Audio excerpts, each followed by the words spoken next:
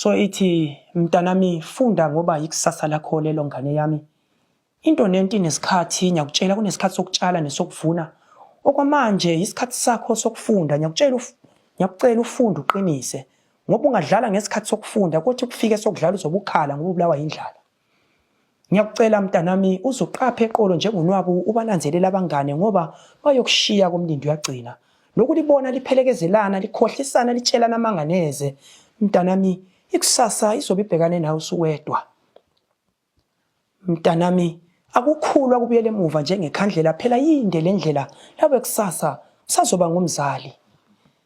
Mntanami musu kuba isiqholo kubabalisi ngoba ngikubona eminyakeni ezawunyiswa ipiki nefosholo, chiya umhobholo ukuzenza iqhalaqhala umuntu olamaqhinga, isiphethu uzoba yisela intolo ngizokufanela, ngeke ngakuxwaya uvuna kanjani ungatshalanga.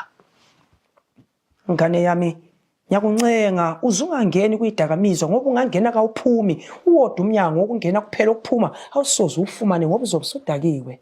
Ndodakazi ngiyakuncenga uzungalijaha ucansi ngoba ungalijaha nabafana bazokujaha njalo bayokuqeda njengesepa. Ngakho funda mntanami, ikusasa lakho lelo ngane yami.